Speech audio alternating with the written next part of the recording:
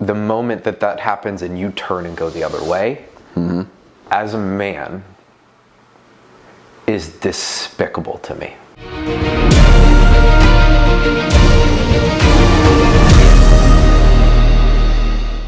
Welcome to the Savage Servant Podcast. My name's Jason. And I'm Nick. Today we're going to do our first riff. We're going to talk about, we're going to do riffs. We're going to address current situations, whether they be in the news or just things that we have on our mind that are bothering us or we want to talk about and we want to bring different light to. We're just going to have discussions. And this is going to be completely transparent and authentic. And although we are a Christian podcast and we're Christian ourselves, we're not perfect, and we've been savage for a lot longer than we've been savage servants, and so we're gonna possibly curse every once in a while. I'm gonna warn you guys now. And we may not always agree. 100%. So, what we wanted to talk about today, and one of the things that has been bugging me tremendously, is a situation. Me and Nick, we work together, but there's situations that have recently transpired, and we're going to be as vague as we can. But there was a recent situation. We work in a public setting, and there is public access. It's not in the best area, and and we had a gentleman come into our workplace with 2 machetes. And in the entrance to our workplace, there is typically 1 to 2 security guards. There are metal detectors.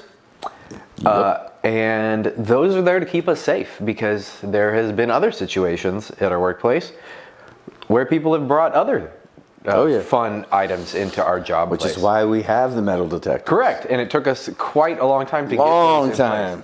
Thankfully, nothing bad had happened to anybody up to that point. So. No, not yet. So this gentleman brought in a machete in both hands.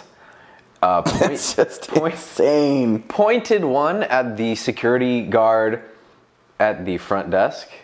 He proceeded to back up to the wall, put his hands up, and this gentleman proceeded into our workplace.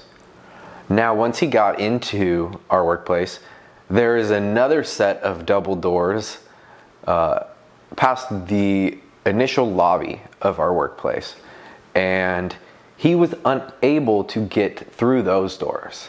Yeah, Thank God. Yeah. He kicked those doors. He banged on those doors. He yelled at everyone to open those doors. He could not get through. He challenged everyone in the seating area. And then proceeded out of our workplace. Yep. Now, what I want to talk about today is, number one, what do you think as a man, our responsibility is in a situation like this, or an active shooter situation? As a man, whether you're that security guard who allowed someone to get past you and then proceeded out the front doors and waited and watched, as the other staff that were in the front that took it upon themselves to grab potential weapons. Large. Did that happen?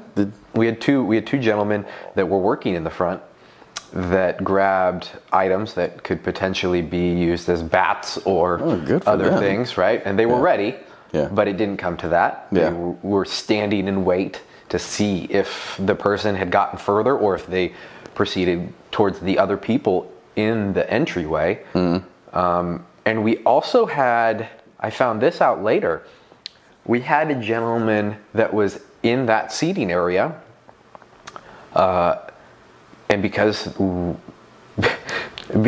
we have the metal detectors in the front, it's not clear whether or not he had his firearm on him, but was a off-duty police officer that watched the entire thing transpire and did not address the gentleman when he started to yell at the crowd, but he was there with his wife, I believe, with. Yeah. So I'm curious what your thoughts are. I'm pretty upset about the entire thing. Oh, yeah. And you know that. Yeah.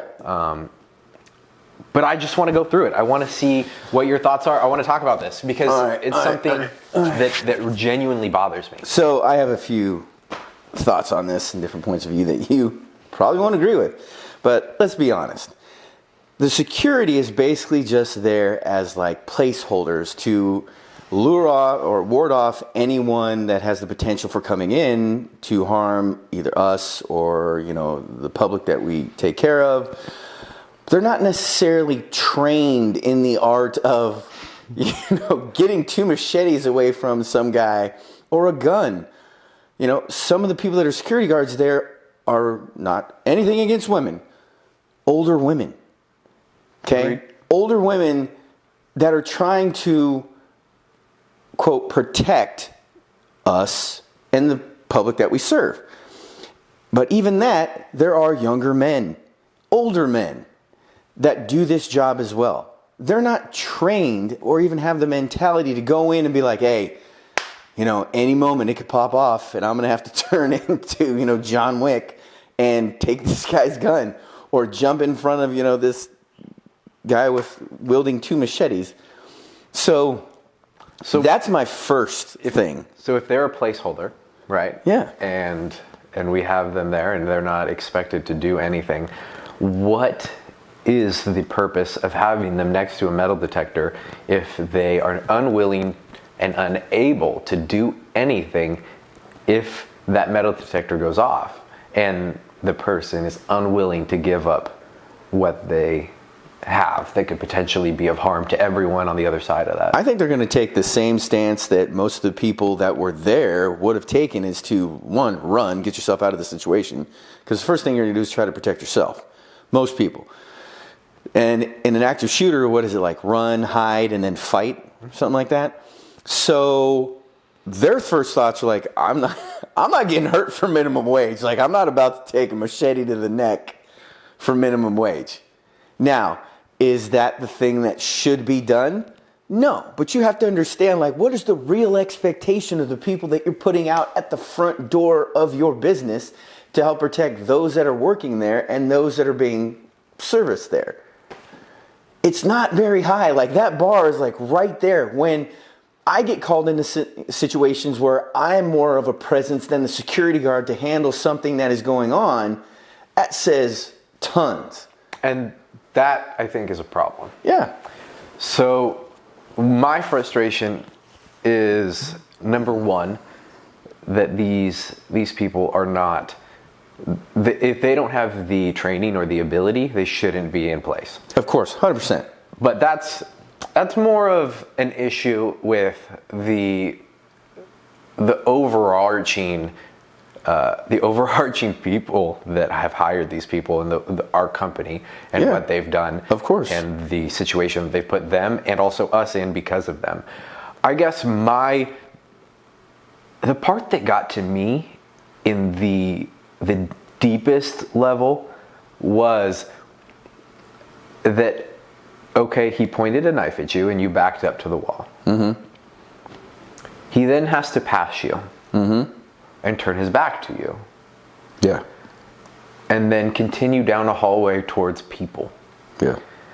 My problem then is the moment that happens and you turn and go the other way, mm-hmm. as a man, is despicable to me. Yeah, I mean, I could see part of that. If you, whether you are a security guard or a janitor, if you are a man and you are physically capable of stopping another man or slowing them down in any way to preserve others' lives, your responsibility as a man is to do that. Yeah.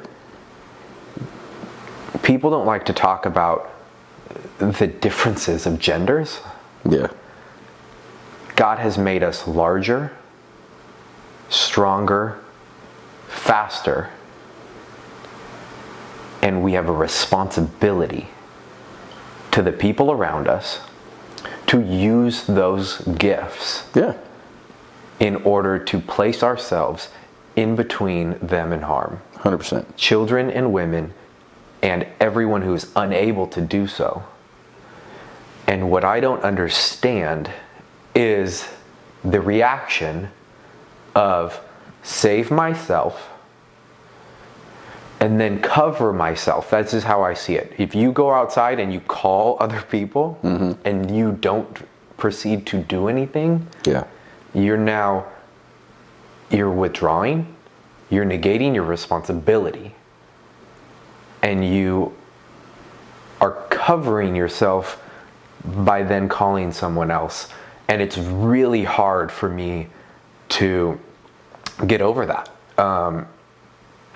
And I know the gentleman that did this, and I know the person that walked away, and we are friendly. But I have a really hard time. I have a hard time seeing him the same. Yeah. And I don't hold it against him. I have every bit of grace for him. But I just in that situation, I can't help but think that you have to do something. Because there was those doors closed, and it takes about 5 seconds for them to close. So that's the difference between the people he was trying to come after being alive and or dead. 100%. I think a lot of that has to do, I mean, with like you and I, the way, we're talking about this right now is obviously different than somebody may portray when they're not in that moment. Now, personally, I mean, it comes down to everybody. It's fight or flight is what it is. Now, I've never shied away from a fight, which in relationships that has caused a lot of its downfall. But when it comes to being in a physical altercation, because of the way I was brought up, I got bullied at home, and mental and emotional, physical violence going on there. And then I was a fat kid, and then I got bullied and beat up all throughout my childhood, and so I never had a safe place. So I learned very early on, I don't shy away from that physical part. Like, I'm always one, if there's like, and I say this, anytime there's been something bad going on, I'm going towards it instead of running away from it, because I have that fight instinctively. Even when we work, when there's something called overhead, a lot of people go, but I don't mind being the only one. When I show up to one of those situations and there's people, even if it's a security guard that is a female, I will put myself in between them and the person that's being aggressive and being physically I've done that many abrasive, because 100%. It's your job, whether it's your job or not. As a man, it's your responsibility to keep others from harm. And I think that we've done our community and we've done our society a disservice by acting as if it's not, and trying to pretend that women should be expected to do the same thing. I would never send my daughter, my woman, anybody to do something that was to go stick up for me, defend me, put themselves in harm's way in any way. Even, like you said, people at work, women, we work with women, and there's no way it's like, hey, don't go in there. I'm going to go in there instead. And I've been asked many a time, like, hey, Nick, can you, I got this person, who's being violent, combative, cussing and this and that. And they've asked me to go in there instead of them, which I don't have a problem. You kind of like learn how to de-escalate situations, and you hope that it doesn't come to something physical, but sometimes it has. But sometimes letting that person know your physical male presence, like, I'm not tolerating this, dude. Drawing lines in the sand, standing on those borders and be like, this is where you're going to behave, this is the way things are going to go, so that things don't get out of hand. And that they don't push back because they're just like, oh, crap. All right. Well, now it's a different story because that little, that 5'2" woman was in here. But even women that are of taller stature and bigger, it's just like they feel because they're women, that that's something that can easily be, overcome and take them. And I've heard the explanation of this, and what really made sense to me was that one of the reasons that men who are violent and bad men, the reason that they can't do as much damage as they potentially could is because of good men who are willing to be violent. Yes. And that is the line that keeps our society in check. Yeah. And it just it bothers me to my core when that line is let slip. Yeah. And I'll quote Jordan Peterson here. He said that, and I know we've talked about this, every man should be a monster on the inside. You should be a monster. But you should be able to cage that monster and control it and let it out in those times of being that savage to get things done, to step in front of it. But then you have to be able to pull it back in. Yeah. And that's that savage servant, right? And yeah. So it bugs me to no end. Yeah, I mean, I can this see person didn't do something. Now, I have so much respect for the men that are not in a security setting, that in these situations have stepped up. And I think it just shows. I don't think it's because of the financial incentive. I don't think it's because they make more money. I think that they just are genuinely good men. No. And they know and have fully embraced their roles. Yeah. But you see, that was prior to being in the position that they're in now. I mean, that just said that's an individual thing. Yeah, they just happen to be. It's not like roles. they got this role and all of a sudden they don this cape and they're like, "No, I'm going to be this." It's like, no. I think that they would have done that whether they were a person sitting in the crowd or not. Now, what is really interesting to me, and I can see this one, is the gentleman sitting in the crowd. Yeah. Not doing something about what was going on with his wife and family next to him. Now, I conceal carry. And that's something that I've done for a long time. I have a license to do so, and I think that as a man, I think it should be something that you should be able to do, if not your responsibility in a lot of situations. I've had different things happen to me in public where I've had to defend myself against multiple people. Yeah. And I've never had to pull the trigger on anybody, but I've gotten really close. Yeah. So that's a scary situation to be in, though. Absolutely. Oh, I mean, even without shooting someone, I mean, I literally couldn't sleep that night. Oh, I bet. Because of the adrenaline. And the thought of I may have had to end someone else's life. And then the repercussions because of it.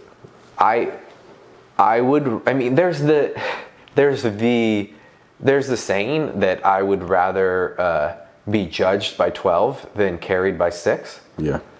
And it is said in almost a joking way now, but I think that there's a truth to it in the right context. If you are able to defend yourself, I think you have the responsibility, because after you, who is going to defend your family? And so at the end of the day, I actually understand that man a little bit more, because if I'm sitting in the crowd and my wife and my child are sitting next to me, or just my wife, whatever is going on, if I don't have the ability to have my weapon,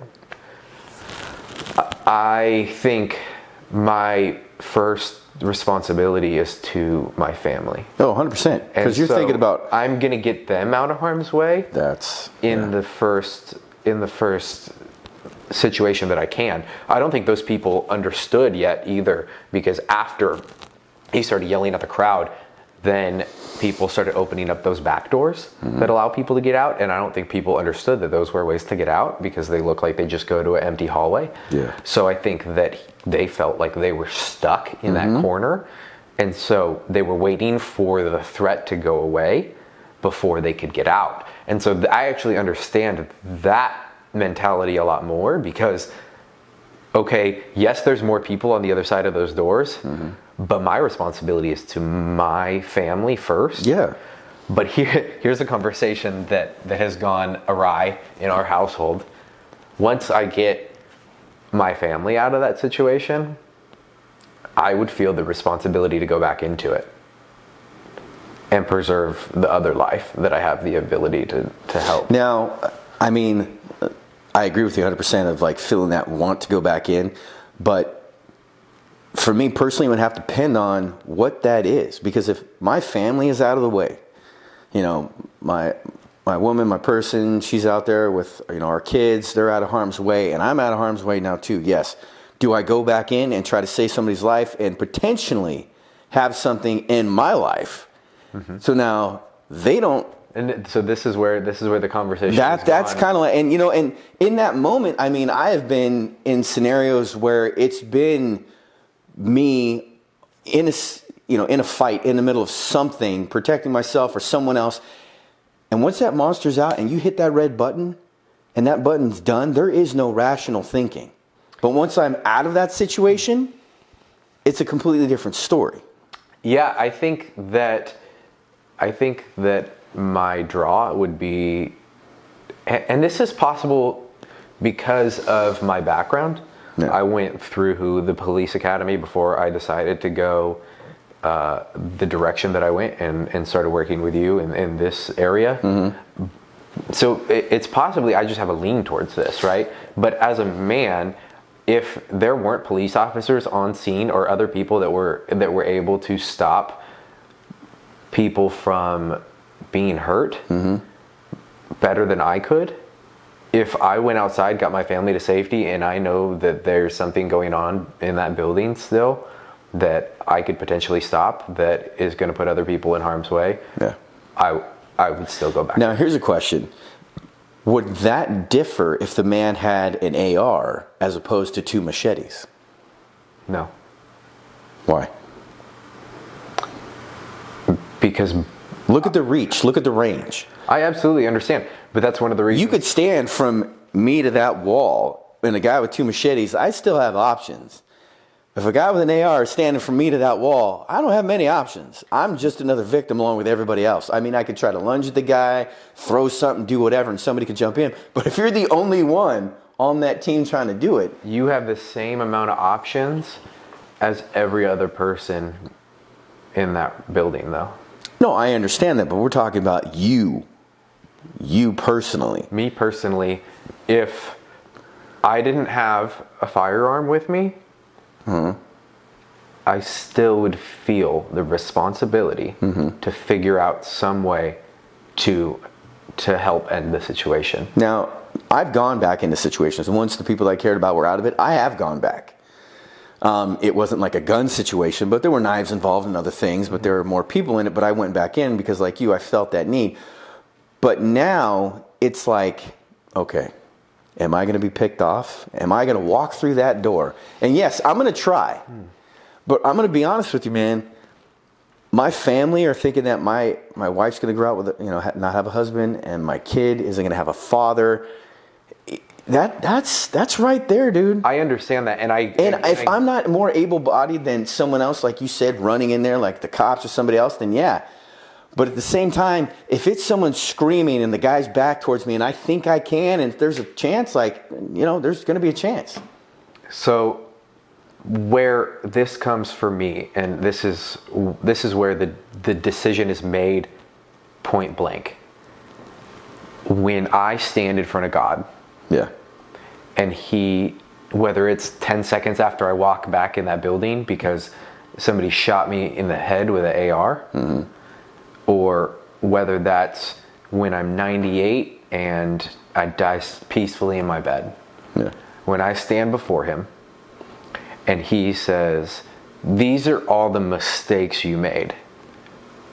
And then he forgives me for those. And then he goes, these are all the things, so these are all the bad things you did. These are all the things you knew you shouldn't do that you did. I believe that the next thing that he's going to show me are all the things that I should have done that I didn't.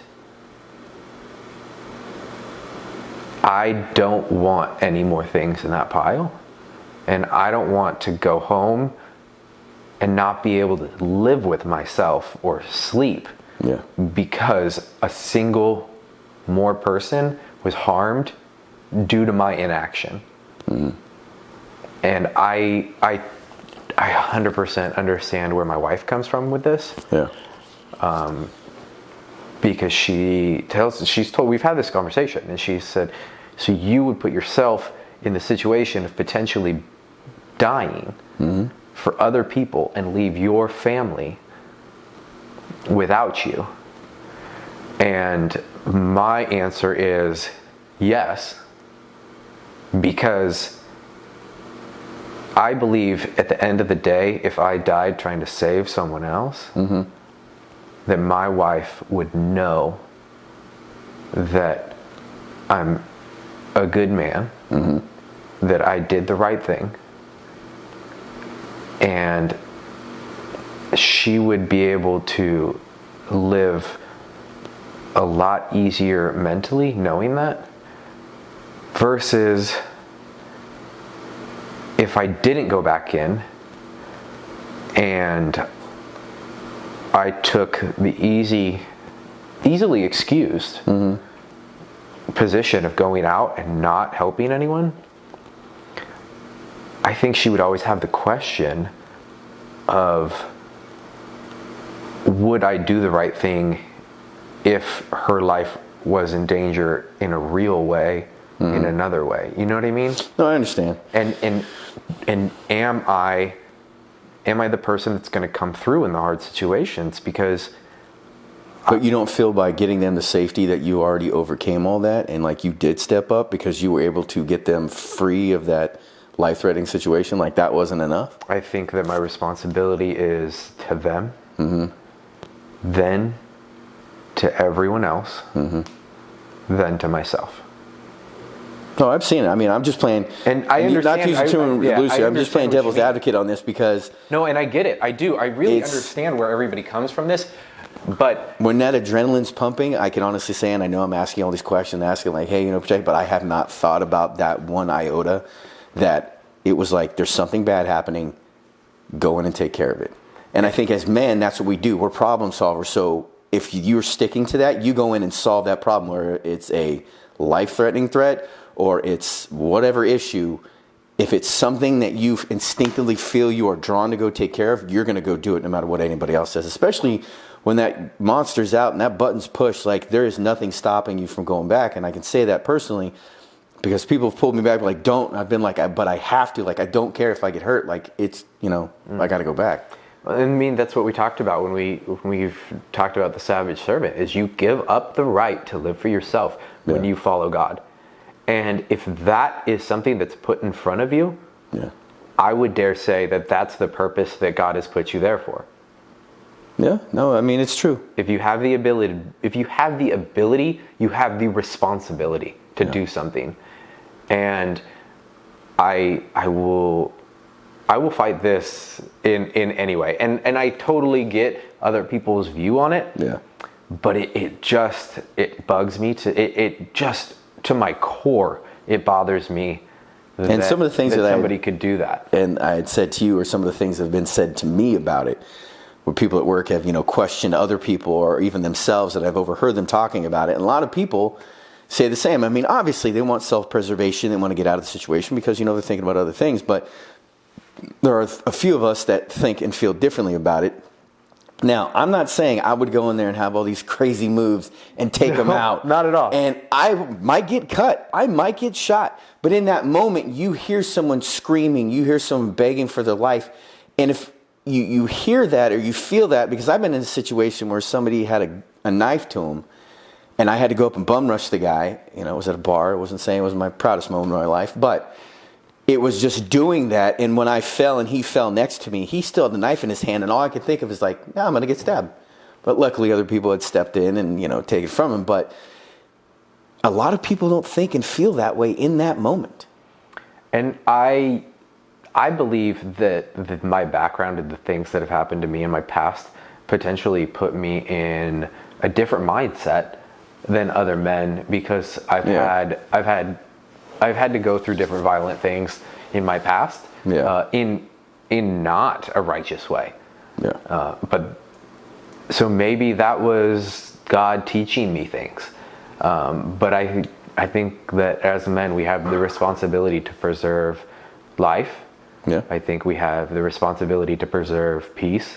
And that is just one of the ways that we have to serve. And that savage mindset and that servant mentality, that's the mindset and the action set that you have to have as a man. And so I thought it was a perfect thing to discuss. And it was good to start off a good riff, because these are going to be touchy subjects. I'm going to tell you right now. Yeah, and I don't have a problem with addressing these things. And if people disagree, they're more than welcome to speak up. And comment, I don't expect you to have the same view as me. No, and that's fine. why before this I said let's just talk about it. And I know you didn't want to get into it. And there's certain things that I think we just need to get into. It's just, it's not that I don't want to talk about the subject. It's just there's certain circumstances surrounding it that make it difficult to navigate bringing up a certain subject without it impinging on the rest of, our livelihood and our lives at the moment. Yeah, absolutely. So, I understand it. I think part of why our society has gone to the way it has, though, is that we don't have the ability to really discuss things anymore. Oh, I will. Me. So we're gonna push that. Anything. We're gonna push. Yeah, let's do it. All right. Let's do it with still keeping a roof over our head, though. All right. Well, thank you, gentlemen and ladies. Till next time. Be a savage. Be a servant.